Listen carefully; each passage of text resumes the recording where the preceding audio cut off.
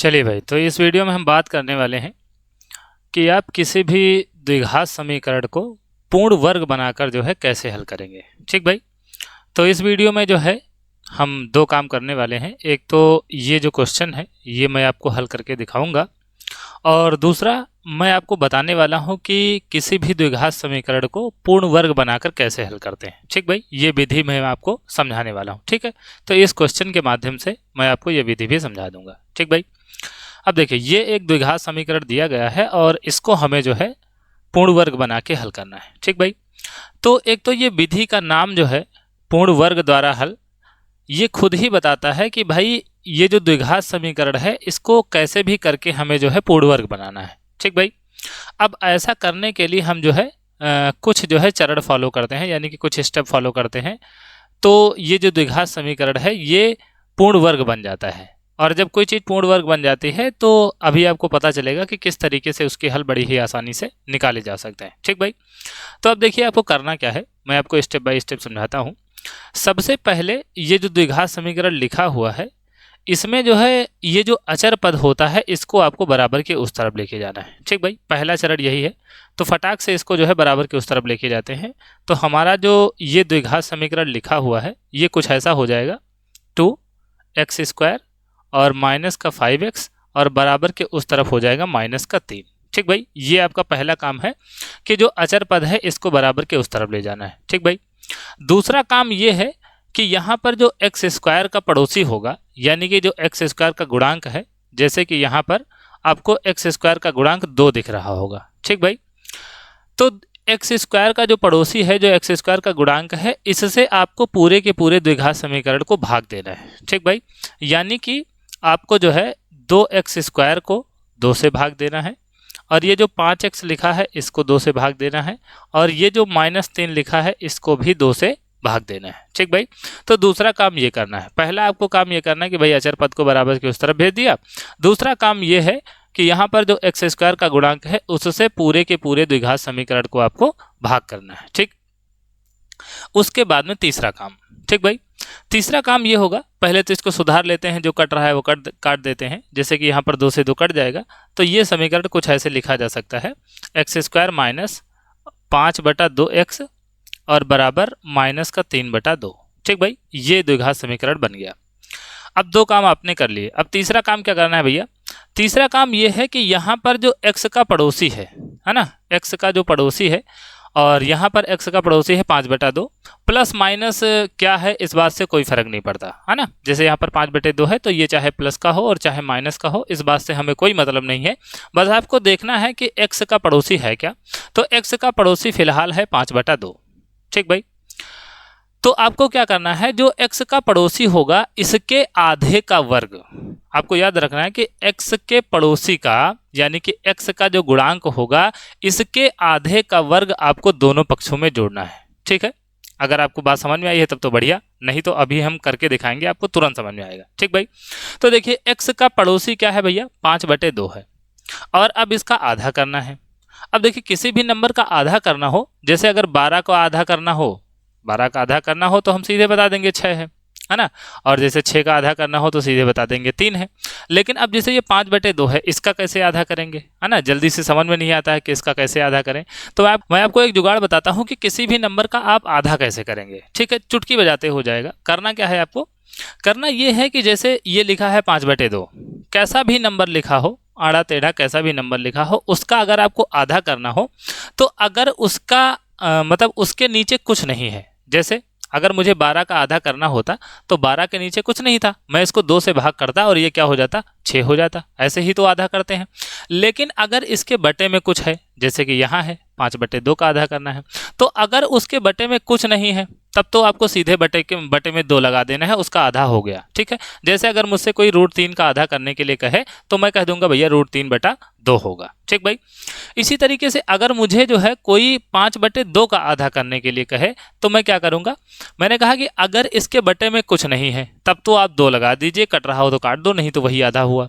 लेकिन अगर बटे के नीचे कुछ है तो आपको क्या करना है, उसमें केवल 2 का गुणा कर देना है। ठीक भाई, जैसे 5/2 का अगर आधा करना हो तो इसके बटे में 2 है, मैं 2 में 2 का और गुणा करवा दूंगा, ये बन जाएगा 5/4 और 5/2 का जो आधा होगा वो 5/4 होगा। ठीक भाई, तो आपको समझ में आया होगा कि किसी भी नंबर का आधा कैसे करते हैं, है ना।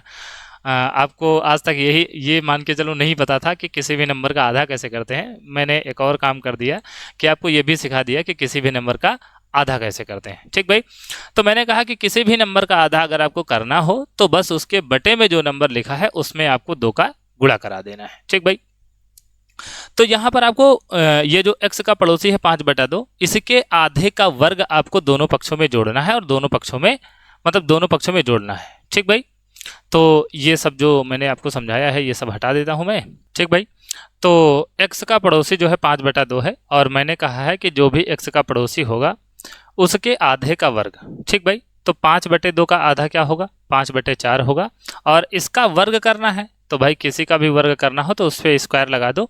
और ये मैंने क्या किया है, ये बराबर के इस तरफ जोड़ा है और यही मैं जो है बराबर के इस तरफ जोड़ूंगा, तो यहाँ पर 5/4 का वर्ग मैंने जोड़ दिया। ठीक भाई, तो 3 काम आपको करने होंगे। सबसे पहला काम भैया, ये जो अचर पद है इसको बराबर के उस तरफ भेजो। दूसरा काम क्या है, दूसरा काम ये है भैया कि जो एक्स स्क्वायर का जो पड़ोसी है उससे जो है पूरे के पूरे द्विघात को भाग करो। और तीसरा काम ये है कि जो भी एक्स का पड़ोसी है उसके आधे का वर्ग आपको बराबर के इस तरफ जोड़ना है और बराबर के उस तरफ जोड़ना है। ठीक भाई, इसके बाद में ये पूरा का पूरा जो द्विघात समीकरण है ये आपको एक पूर्ण वर्ग बनता हुआ दिखेगा और इसीलिए इस विधि का नाम है भैया कि द्विघात समीकरण को पूर्ण वर्ग बनाकर कैसे हल करें। ठीक भाई, तो अब देखिए ये पूर्ण वर्ग कैसे बना। देखो भैया, अब यहाँ पर ये जो लिखा है x² - 5/2x और +5/4 का स्क्वायर, ठीक है, इसको आपको ध्यान से देखना है। और ये जो है ये पूरा का पूरा ये आपको x - 5/4 का होल स्क्वायर बनता हुआ दिखेगा। ठीक भाई, अगर आपको नहीं दिख रहा है तो मैं आपको करके दिखाता हूँ। ठीक भाई, जैसे यहाँ पर लिखा x - 5/4 का होल स्क्वायर, अगर आपको ये विश्वास नहीं है कि इसी का ये होल स्क्वायर है तो इसका आप स्क्वायर एक बार खोल के देख लीजिए, आपको खुद ही समझ में आ जाएगा। फिलहाल यहाँ पर आपको करना ये है कि जो x² लिखा है, जैसे x² लिखा तो यहाँ पर तो x ही आएगा, है ना। पहला जो अक्षर है यहाँ पर ये x है और ये हमेशा रहेगा। और बस आपको ध्यान देना है कि x के पड़ोसी के साथ में अगर माइनस है तो बीच में आपको यहाँ पर माइनस लगाना है और यहाँ पर जिसके आधे का वर्ग आपने जोड़ा है वही यहाँ पर आ जाएगा और उसी का होल स्क्वायर बनेगा। ठीक भाई, अब अगर नहीं आपको विश्वास है तो इसका मैं होल स्क्वायर, ये जो x - 5/4 का होल स्क्वायर है ये मैं आपको खोल के दिखाता हूँ, तब जो है आपको यही मिलता हुआ दिखेगा। ठीक, जैसे अगर मैं इसका होल स्क्वायर खोलूँ तो ये भाई a - b का होल स्क्वायर है, तो ये हो गया a² और +b², तो 5/4 का स्क्वायर हो जाएगा तो +b² और -2ab, है ना, तो 2 और a और b 5/4। ठीक भाई, अब देखो जरा, अब इसको अगर काटेंगे तो 2 1 कम 2, 2 दूनी 4। और अब जरा इसको ध्यान से देखिए। ठीक, यहाँ पर x² है, यहाँ भी x² है, यहाँ पर ध्यान से देखो कि ये 2 कट ही गया है और यहाँ पर x बचा है और 5/2 बचा है, यानी कि ये 5/2x है। और ध्यान से देखो यहाँ भी लिखा है 5/2x और यहाँ पर ये 5/4 का स्क्वायर है और यहाँ भी लिखा है 5/4 का स्क्वायर। इसका मतलब ये है भैया कि ये जो है ये एकदम सेम यही वाला है ना, यही वाला एकदम सेम है।